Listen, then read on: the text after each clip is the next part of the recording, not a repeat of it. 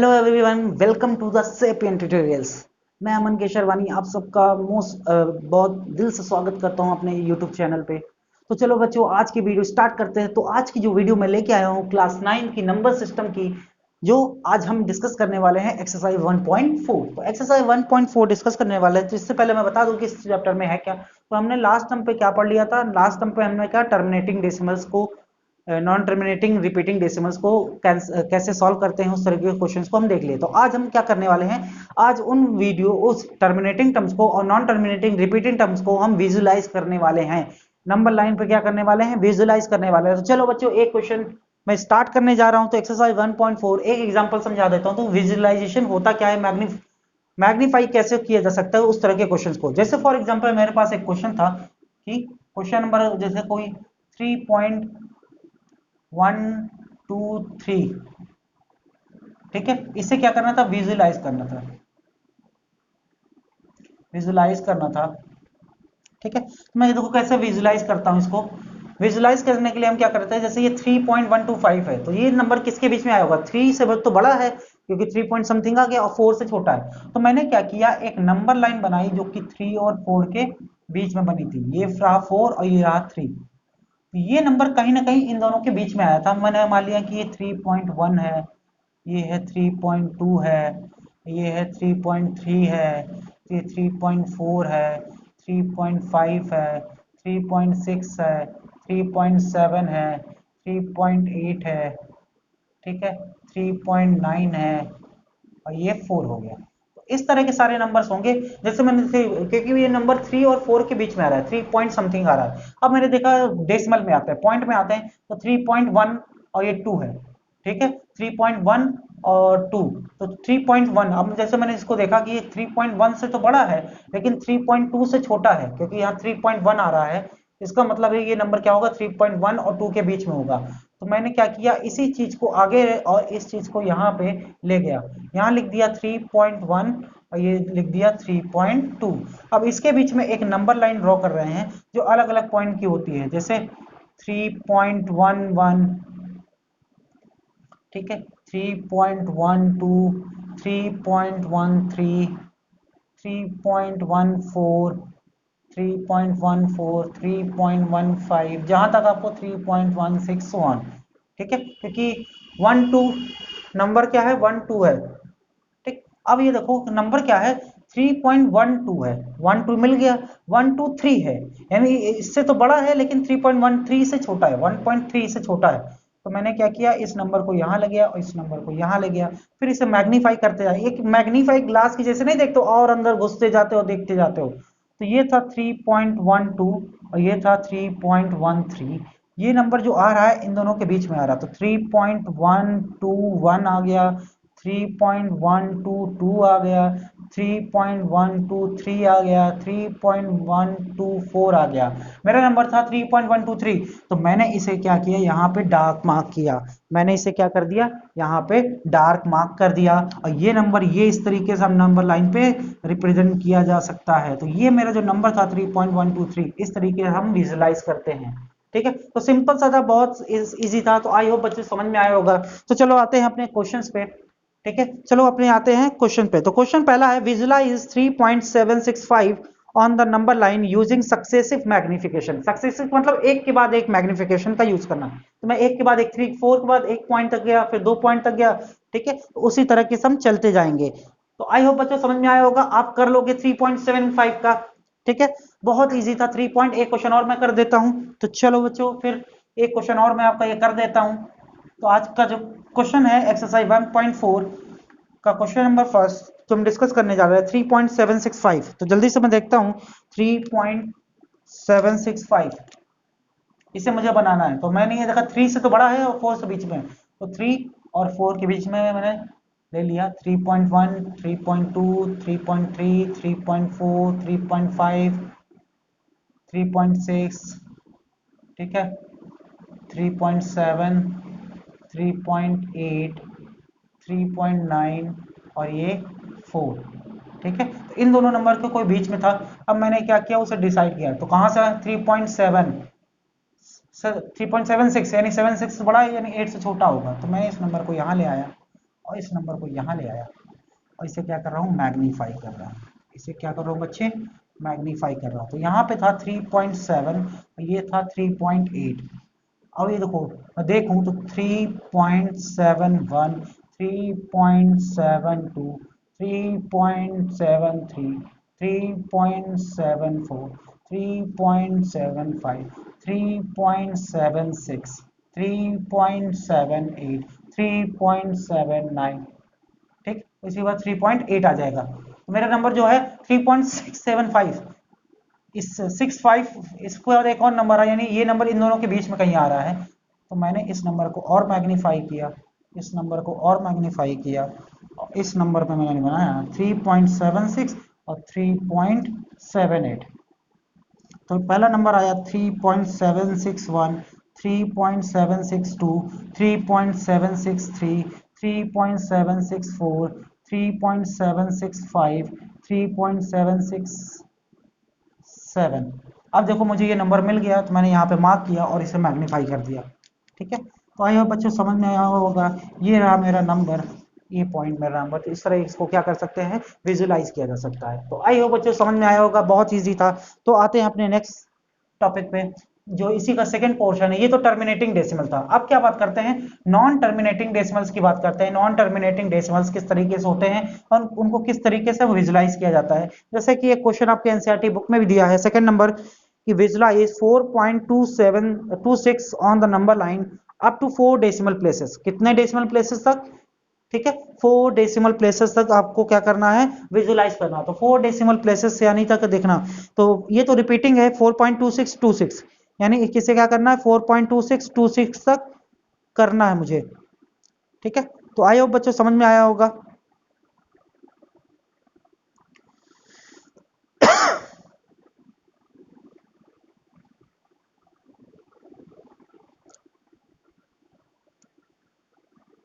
तो चलो बच्चों स्टार्ट करते हैं कि 3 पॉइंट किस तरीके से इस तरह के क्वेश्चन को किया जाता है, ठीक है। कितने डिजिट तक हम करेंगे यहाँ पे, उस चीज को देखेंगे। मुझे क्या वो बोला गया है 4 डेसिमल प्लेसेस तक। इस तरह के क्वेश्चन को और एक बार हम चेक कर लेते हैं कि किस तरह किया जाता है, उसके बाद फिर हम यहाँ पे इसे करेंगे। तो चलो स्टार्ट करते हैं अपना क्वेश्चन। तो हमारा जो क्वेश्चन है वो है visualize 4.26 on number line up to 4 decimal places. Sorry sorry sorry sorry, भाग रहा है।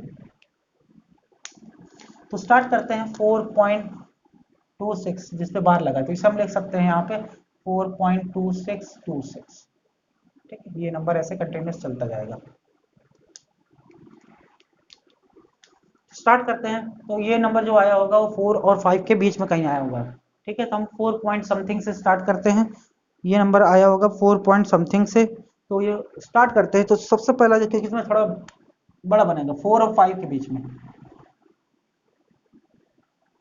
ये 4 रहा होगा, ये 5, 4.1, 4.2, 4.3, 4.4, 4.5, 4.6, 4.7, 4.8, 4.9 और 5। अब ये देखो किसके में 4.2 और 3, 4.2 और 3 के बीच में बना होगा। इसको यहाँ, इसको यहाँ, और इस पूरे नंबर को यहाँ पे हम कर देते हैं। तो ये रहा 4.2, 4.3, इसको बढ़ा के ऐसे कर लेना और इसको बढ़ा के ऐसे कर लेना, ठीक है। अब ये 4.21, 4.22, 4.23, 4.23, 4.24, 4.25, 4.26, 4.27। ये नंबर किसके बीच में रहा होगा, 4.26 और 4.27 के बीच में रहा होगा। देखो 26 तो आ गया, उसके बाद भी कोई नंबर आ रहा है तो उसका ये इसके बीच में रहा होगा। तो 4.26, 4. देखो एक डेसिमल प्लेसेस, 2 डेसिमल प्लेसेस तक हो गई। 4.27, 4.261, 4.262, 4.263, 4.265, इसी तरह से 4.27 तक गया होगा। मुझे चाहिए बस 4.62। तो इसके बाद भी एक नंबर रहा, तो मैंने इसके और इसके बीच में ये नंबर आ रहा होगा। तो मैंने इसे यहाँ पे विजुलाइज कर लिया। तो 4.262 और 4.263 के बीच में नंबर आएगा, क्योंकि 2626 फिर 2 आएगा, इसके बाद भी 2 ही आएगा, इसके बाद 2626 ऐसा ही कंटिन्यूस चलता जाएगा। हमें सिर्फ 4 डेसिमल प्लेसेस तक क्या करना है, इसे देखना है। तो 4 डेसिमल प्लेसेस तक देख रहे हैं, तो 4.62 तो यह हो जाएगा 4.2621, 4.2622, 4.2623, 4.2624, 4.2625, 4.2626 या 4.2627। तो मेरा जो नंबर है 4.26, आगे भी 2 आ रहा है, तो यानी इन दोनों के कहीं बीच में आएगा। तो मैं यहाँ पे ये नंबर मार्क कर रहा हूँ और यहाँ पे एक सर्कल बना दे रहा हूँ, तो यहाँ पे 4.26 बार आएगा। तो 4 डेसिमल प्लेसेस तक हो गया मेरा, ठीक है। तो इस तरीके से हम क्या करते हैं, इसे रिप्रेजेंट कर सकते हैं। बहुत सिंपल सा तरीका है, इस तरह के क्वेश्चन को हम यहाँ पे कर सकते हैं। तो आई होप बच्चों समझ में आया होगा कि किस तरह इसको हम क्या मैग्नीफाई करते हैं, विजुलाइज करते हैं, ठीक है। तो इसी तरीके से अगर आपको आ गया तो करना भी है, ठीक। तो आपका हमारी यहाँ जो एक्सरसाइज है वो यहाँ पे खत्म होती है। तो एक्सरसाइज 1.4 आज खत्म होती है। आज हम कुछ डिस्कस करने जा रहे हैं important factor from the chapter that is rational and irrational, properties of rational and irrational number की कुछ प्रॉपर्टीज को डिस्कस करने जाएंगे और फिर उसी से जुड़े कुछ क्वेश्चन भी करेंगे। तो प्रॉपर्टीज डिस्कस कर ले। तो properties of rational and irrational, properties of, आप जल्दी से इसे देखने का समझ में आ जाएगा। Properties of rational and irrational numbers, देखो कैसी है। तो सबसे पहले जो प्रॉपर्टी हम डिस्कस कर जा रहे हैं, फर्स्ट जो है वो है रेशनल नंबर पे, कि रेशनल नंबर की प्रॉपर्टी क्या होती है, कि रेशनल में भी किसी भी नंबर का प्लस या माइनस, अगर रेशनल नंबर का प्लस या माइनस किया जाए तो उसका आंसर हमेशा कैसा होता है, रेशनल। हमें कैसा मिलेगा बच्चे, रेशनल। अगर किसी भी नंबर में प्लस माइनस इनटू या डिवाइड, अगर किसी भी रेशनल नंबर में प्लस माइनस इनटू डिवाइड किसी रेशनल नंबर से किया जाता है तो उसका आंसर क्या रहता है, हमेशा बच्चे रेशनल ही रहता है, ठीक है। तो ये पहला था रेशनल नंबर में, कि ये चारों चीजें मैंने समझा दी। अब बात करते हैं दूसरा, कि अगर रेशनल नंबर में एक इरेशनल नंबर ऐड कर दिया जाए, रेशनल नंबर में अगर इरेशनल नंबर ऐड किया जाए, माइनस किया जाए, मल्टीप्लाई किया जाए या डिवाइड किया जाए, अगर ऐसा कुछ किया जाता है तो आंसर हमेशा क्या होगा, इरेशनल। कैसा होगा बच्चे, इरेशनल आएगा। अगर किसी भी रेशनल नंबर में प्लस माइनस इंटू डिवाइड किसी इरेशनल नंबर से किया जाता है तो उसका आंसर क्या होता है, इरेशनल होता है। इसी तरह थर्ड प्रॉपर्टी हम डिस्कस करने जा रहे हैं, अगर किसी रेशनल नंबर अब किसी इरेशनल में अगर मैंने इरेशनल नंबर का प्लस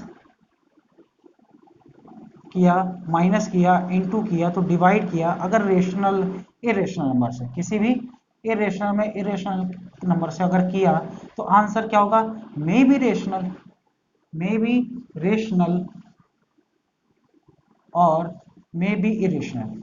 तो मे बी रेशनल हुआ, मे बी इरेशनल, या रेशनल हो सकता है या तो इरेशनल हो सकता है। फॉर एग्जांपल मैं समझाऊंगा अभी जब क्वेश्चन करेंगे तो फॉर एग्जांपल एक देख लेता हूं। जैसे 1/2 में अगर 1/2 से या 3/2 से डिवाइड करेंगे या मल्टीप्लाई, प्लस भी करो, कुछ भी करो, तो जो आंसर आएगा वो हमेशा चेक कर लेना आप, रेशनल ही होगा, ठीक है। जैसे यहाँ मैं मल्टीप्लाई कर रहा हूँ, यहाँ फॉर एग्जांपल मैं यहाँ पे एग्जांपल ले रहा हूँ कि 1/2 में मैंने 3/2 प्लस कर दिया, ठीक है। तो इसका जो आंसर होगा वो कितना होगा, 4/2, यानी कि 2/1। ये भी रेशनल आया। अगर मैं माइनस करता तब भी आता। अगर 1/2 में 3/2 का इंटू किया तो 3/4, ये भी रेशनल आया। या मैं 1/2 में 3/2 का डिवाइड करूं तो ये अगर 1/2 इंटू 2/3 हो जाएगा, तो अगर ये हो जाएगा 1/3, जो कि रेशनल होता है, ठीक है। इसी तरह रेशनल में इरेशनल नंबर का अगर किया, जैसे 7 + 2√3, 7 + √3, तो ये हमेशा इसका आंसर ही नहीं निकलेगा, इरेशनल वैल्यू हो जाएगी। 7 - √3 किया, 7√3 किया, तो ये भी इरेशनल हो गया। 7/√3 किया, तभी ये चारों वैल्यू क्या हो जाएगी, इरेशनल हो जाएगी। कैसे हो जाएगी बच्चे, इरेशनल हो जाएगी। जब इरेशनल हो जाएगी बच्चे, तो यहाँ पे मेरे पास क्या होगा, इस तरह के आंसर्स मिलेंगे। अब इरेशनल में या तो मे भी रेशनल हो सकता है। इसका एग्जांपल समझना बच्चे, इसका एग्जांपल इरेशनल में, जैसे फॉर एग्जांपल एक रेशनल का लेते हैं कि इन दोनों का प्लस करने पे ये रेशनल माइनस करने पे रेशनल आता है। जैसे हमने लिया कि एक जैसे √2 में √2 का माइनस करिए, ये दोनों नंबर इरेशनल है, तो आंसर कितना आएगा 0। जीरो कैसा होता है रेशनल, जीरो कैसा होता है रेशनल। अगर मैंने √2 माइनस √3 किया तब इरेशनल आएगा, तब कैसा आएगा। और भी अगर सेम नंबर माइनस में होंगे तभी, अब जैसे √2 में √2 का मल्टीप्लाई किया गया तो ये कैसा आ जाएगा इरेशनल, सॉरी ये हो जाएगा रेशनल, इसकी वैल्यू आएगी 2 जो कि रेशनल होती है। लेकिन अगर मैंने √2 में √3 का मल्टीप्लाई किया तो √6 आएगा जो कि इरेशनल होता है। तो ये डिपेंड करता है सिचुएशन पे कि किस तरह के क्वेश्चन है, तो मे भी रेशनल हो सकता है, मे भी नहीं हो सकता। तो चलो फिर आगे बच्चे ये प्रॉपर्टीज मैंने देख ली, आप स्क्रीनशॉट ले लो जल्दी से, फिर हम आगे बढ़ते हैं कि किस तरह के क्वेश्चंस को किया जाता है।